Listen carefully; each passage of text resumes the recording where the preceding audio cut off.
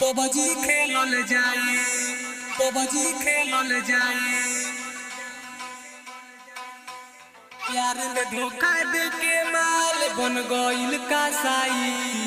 PUBG खेलल जाई, PUBG खेलल जाई। प्यार में धोखा दे के माल बन गइल कसाई।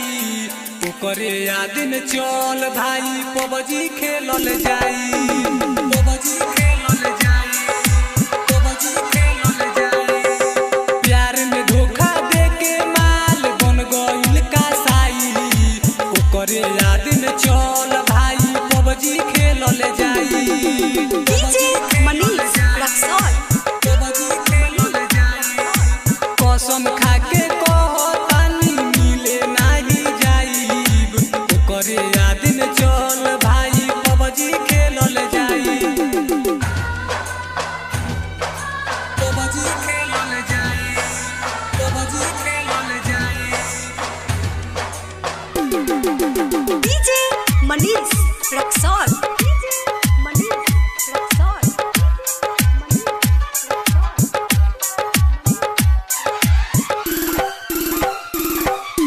पबजी खेलल जाई, पबजी खेलल जाई।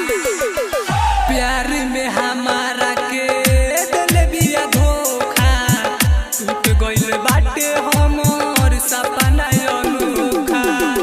प्यार में हमारा के दिल बिया धोखा। टूट गइल बाटे हमर सपना अनोखा। हम बानी परेशान नहीं देवेले ध्यान। हम बानी परेशान नहीं देवेले ध्यान। याद रखबे ओकरा के जान चली जाई। ओकरे याद में चल भाई पबजी खेलल जाई। प्यार में धोखा दे के माल बन गइल कसाई।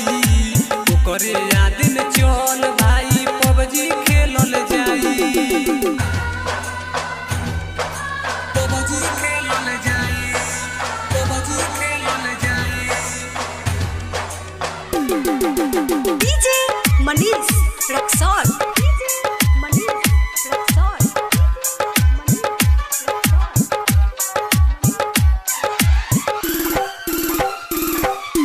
पबजी खेलल जाई, पबजी खेलल जाई। सुनिए ललन भाई मिल गइल मौका। राइटर जितेंद्र जी के दिल बिया धोखा।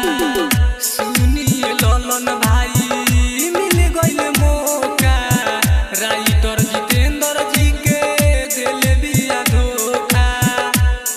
हम बानी परेशान मिले आवे न जान। हम बानी परेशान मिले आवे न जान। राजा विजय कोहे छोड़ दे रे भाई। ओकरे याद